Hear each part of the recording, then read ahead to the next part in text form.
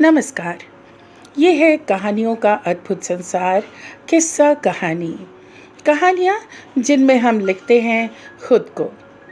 मैं हूँ स्वयं प्रभा झा और आज आपको सुना रही हूँ हिंदी की ख्यातिलब्ध साहित्यकार कवयित्री सुभद्रा कुमारी चौहान की लिखी अप्रतिम कहानी कल्याणी।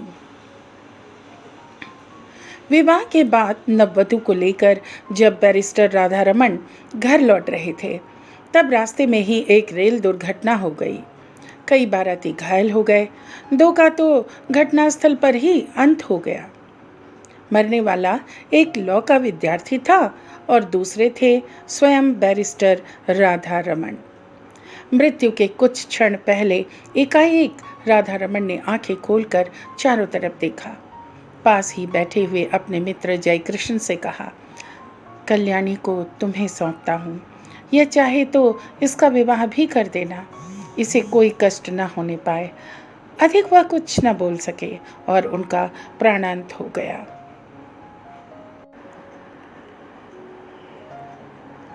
घायल बारातियों के साथ नववधु कल्याणी को लेकर जयकृष्ण घर आए। 2 दिन पहले ही कल्याणी के सौभाग्य पर बहुतों को ईर्ष्या हुई थी। आज घर घर में उसके दुर्भाग्य की चर्चा थी। उसका मुंह देखना तो दूर, सौभाग्यवती स्त्रियां उसकी छाया से भी डरती थीं। वे सोचती, यह स्त्री कितनी अभागी है कि इसके परिवार में तो कोई था ही नहीं। विवाह का कंगन भी न छूट पाया था और वैधव्य मुंह बाए निगल जाने को खड़ा हो गया। वरना क्या उसी दिन उसी ट्रेन में रेल दुर्घटना होनी थी? कुछ भी हो, घर घर बड़ी बूढ़ी स्त्रियों में यही चर्चा थी कि यह अपने सत्यानाशी पैरों से जिस घर जाएगी, उसी घर में कोई दिया जलाने वाला न रह जाएगा। धीरे धीरे यह बात जयकृष्ण की पत्नी मालती ने भी सुनी। पति और संतान के लिए हिंदू नारी क्या नहीं कर लेती। उसके कल्याण के लिए अपना तन मन सभी कुछ निछावर कर सकती है प्रसन्नता से।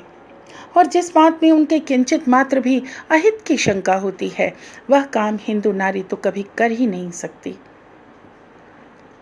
मालती का जी अंदर ही अंदर घबरा उठा। वह क्या करे? उसे तो अभागिन कल्याणी पर भी दया आती थी, किंतु जिस दिन जयकृष्ण का जरा सिर दुखता था, बच्ची उपमा जरा भी अनमनी हो जाती, उस दिन ऐसा जान पड़ता जैसे कल्याणी का दुर्भाग्य मुंह खोले उसे निगलने को दौड़ा आ रहा है।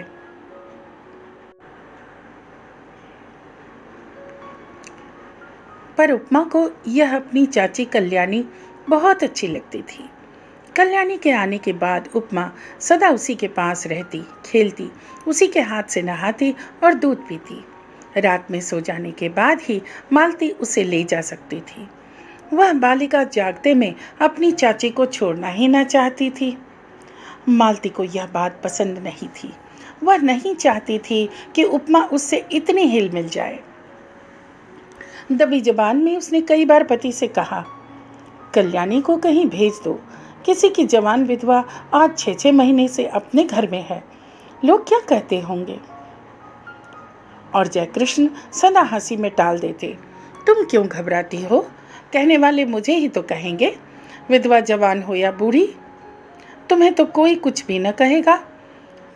किंतु जिस बात से मालती सबसे अधिक डरती थी, वह बात जयकृष्ण से कभी न कह सकी। वह कैसे कहे कि वह भी इन बूढ़ियों की बात पर विश्वास करती है। उसे दिन रात अपने पति और बच्ची के अमंगल की आशंका बनी रहती है।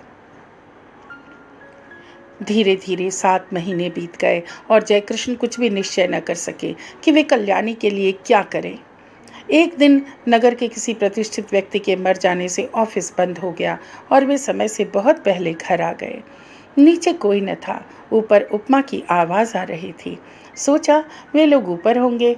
ऊपर गए, सीढ़ियों पर चढ़ते ही देखा कल्याणी नहाकर बाल सुखा रही है।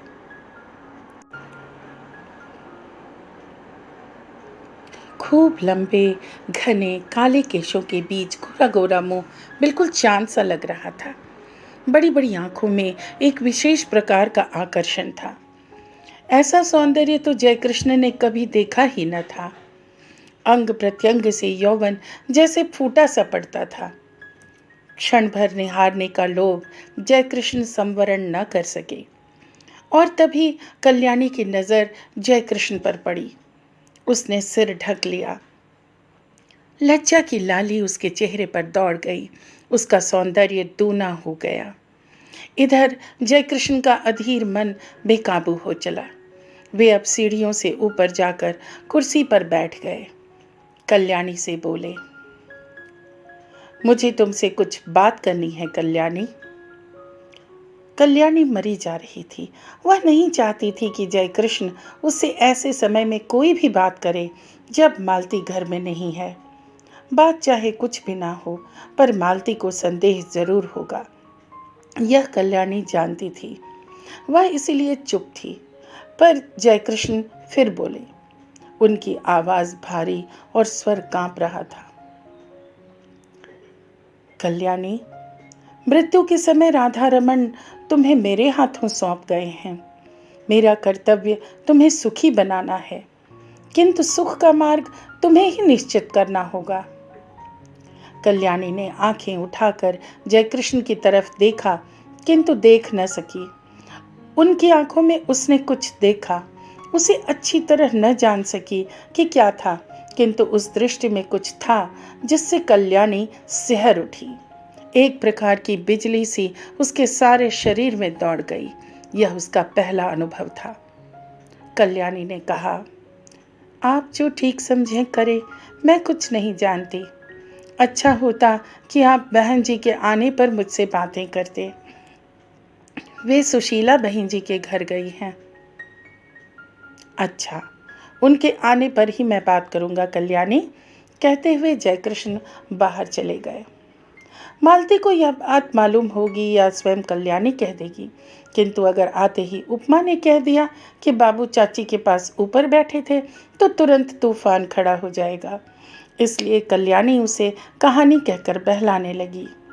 कल्याणी को लेकर कभी घर में तूफान खड़ा हो जाता, तब उसका जी चाहता था कि धरती फटे और वह समा जाए। वह नहीं चाहती थी कि वह उनके सुखमय जीवन में विषाद का कारण बने, इसलिए सबसे छिपी छिपी रहती थी। वह यही चाहती थी कि किसी को उसके अस्तित्व का पता न लगे। अभागिन नारी, जिसे परमात्मा ने सौंदर्य देते समय इतनी उदारता दिखलाई थी, उसके भाग्य में सुख का एक क्षण भी न लिखा था।